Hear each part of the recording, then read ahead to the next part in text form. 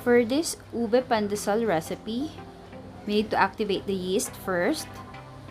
So we need the warm milk. Then we put the sugar. Then we have to stir it to dissolve. And then we're going to add the yeast. Stir it. And we have to set aside for 5 to 10 minutes. If the mixture bubbles and develops yeasty aroma, then the yeast is still good to use. Okay, then we have to prepare our dry ingredients. For dry ingredients, we need the flour. Then we add the sugar. And then the salt. Then we have to mix it until all the ingredients are incorporated.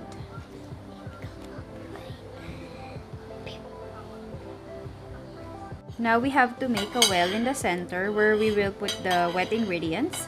So here is the yeast that I activated. It has bubbles and it has yeasty aroma. Let's add it into the flour. And now let's put the oil.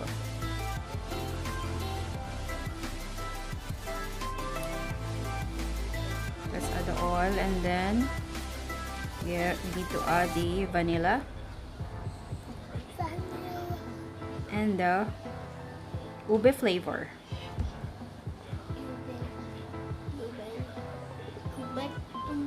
And then we just have to mix it until combined. So let's just mix it and mix it and mix it. Yeah, let's just mix it.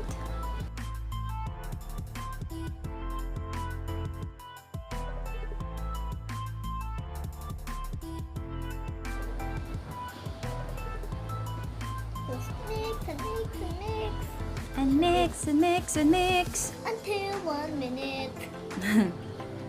2 minutes. Now I need to mix it properly by using my hands. My hands are now clean, so I have to mix it. And now it's dry, not even slippery anymore. Yeah, I have to use my hands so that it will be mixed properly, because my spatula will be broken if I will not use my hands, you know. So mix. Mixing. It's easy to mix using hands. But it's hard when it's solid. Time for the... Now I have to start kneading. It took me 15 minutes to knead this dough. But it depends on how good you are in kneading. Sometimes it will take only 5 to 10 minutes.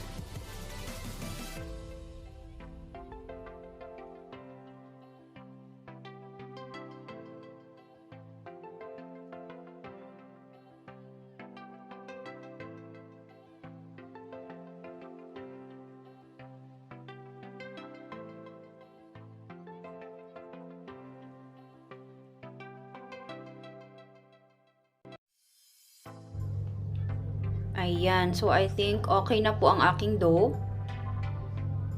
Smooth na po siya. Tsaka yung appearance niya is like shiny siya, and it has like satiny appearance. Try po natin siya. Kuha po tayo ng small piece lang. Mali po yung ginawa ko, dapat hindi natin siya pupunitin. Dapat magkakat lang tayo ng small piece. And then stretch natin, dapat hindi siya magkakaroon ng butas sa gitna.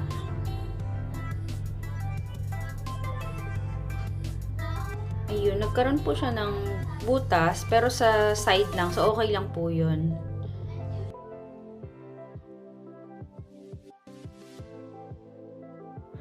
So ready na po yung ating dough. So prepare na natin yung ating bowl.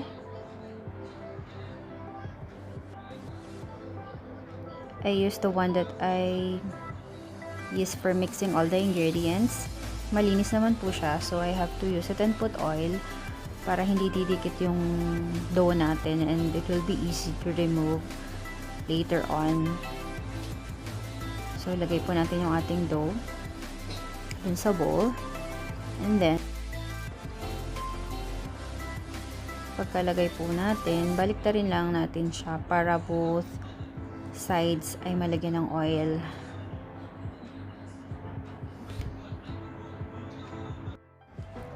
So, we have to ferment this dough for at least 1 hour to 2 hours in hot temperature until it doubles in size. And we have to cover it with plastic wrap or cloth.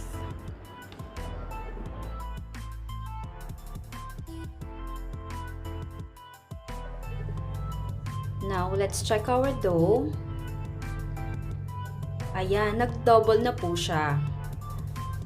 So, we have to punch it down to remove the gas bubbles that was formed during rising. Remove na natin siya sa bowl. And, lagyan natin siya sa table. Malinis po yung table ko. And we have to fix it. Ayusin lang po natin siya. I-forma lang natin siya so we can cut it properly. We have to divide it. I think we can divide it into 4 equal parts. So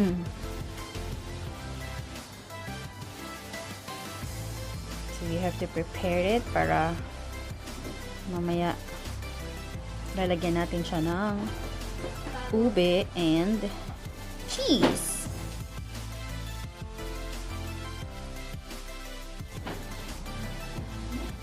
So, cut na po natin siya. And then,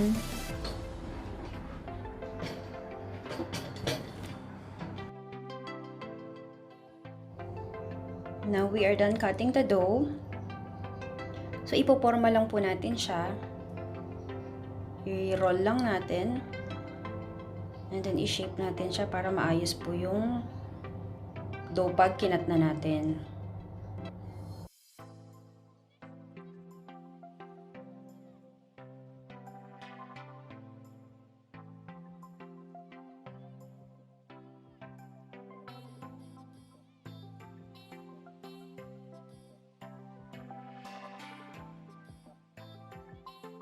So, ganun din po yung gagawin natin dun sa tatlong natitira.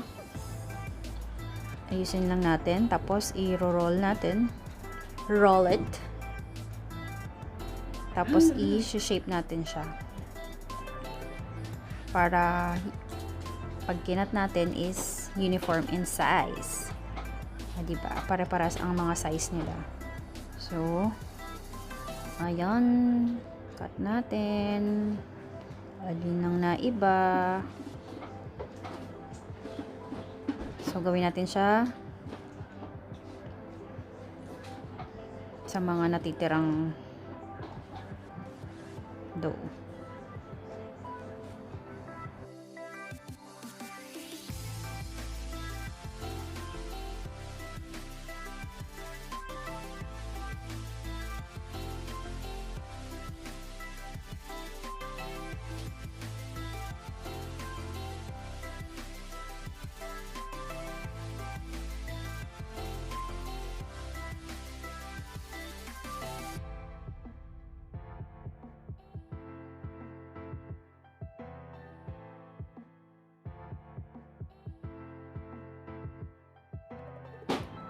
And now we're done. So we're going to prepare our palaman, which is ube and the cheese. This is homemade ube. I made it. Then you put it at a big bowl. Yes, transferred it so it will be easy. It'll be easy with a big spoon.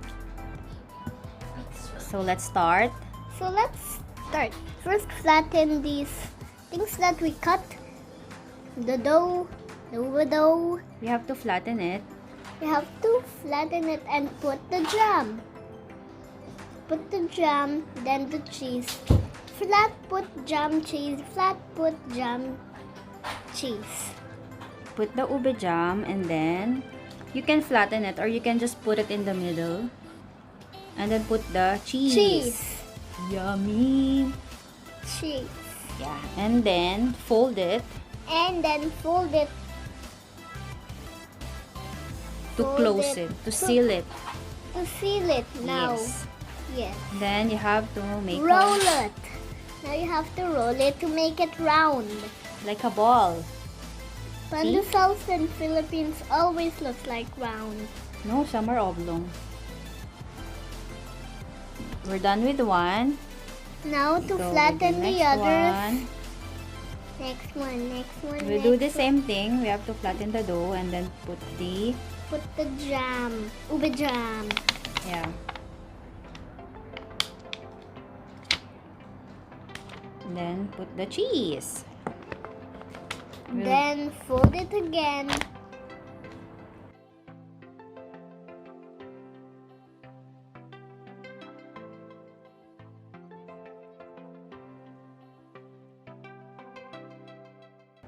Okay, we're still folding it.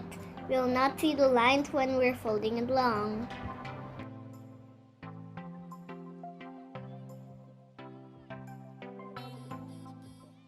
Looks like a little bit flat, but on the top it looks like round. And the under is flat. Now roll it.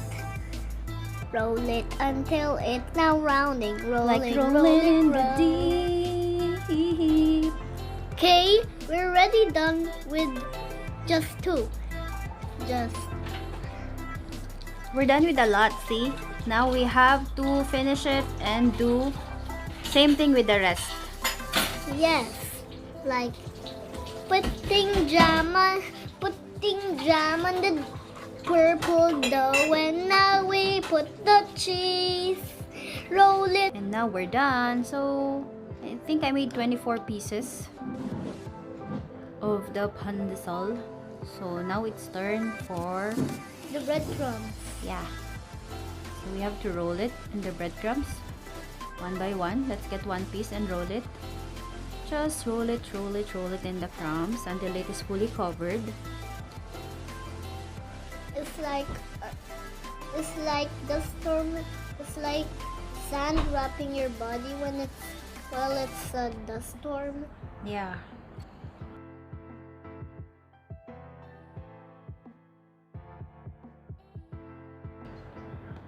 Yeah, we have to do the same thing. Like we have to roll it in the crumbs Roll it until it's fully covered. Yeah, covered. They're like sand. When there's sandstorm, you will be covered with sand all over your body. You'll not be able to see it in your body, but when you touch it, your body is like rough. So let's put the crumbs. You like crumbs? You like breadcrumbs? Or you like the plain one without the crumbs? I like breadcrumbs because if there's no crumbs, it will not be called pandesal. It'll be crumbdesal.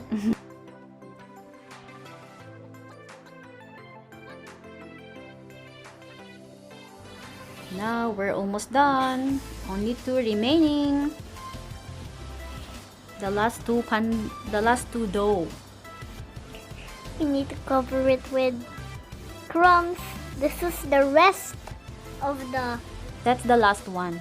That's You the know, last that's one. a special. Like you save the best for last.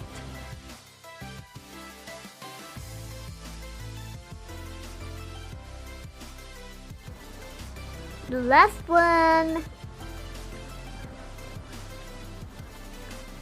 And we're done. Looks better. Yeah, but we have to arrange it. You know, you have to put spaces. We need space so we can breathe.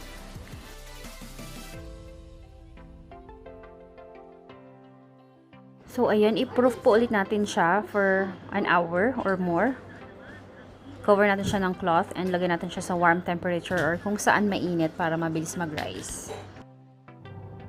Okay, check po natin yung ating dough kung nag-rise na. Ayan, nag-rise na po yung ating dough.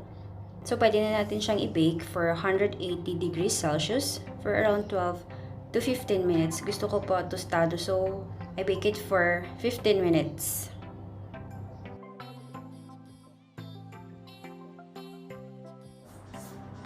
And now, our pandesal is ready. Okay. Now we need to take it out. And we have to taste it. But Okay. let's check it first. Ooh, it's hot. There's some cheese inside. I can still hear. Wow! Sarap! Yummy, yummy. Bye. I See like you it. next time at the next videos.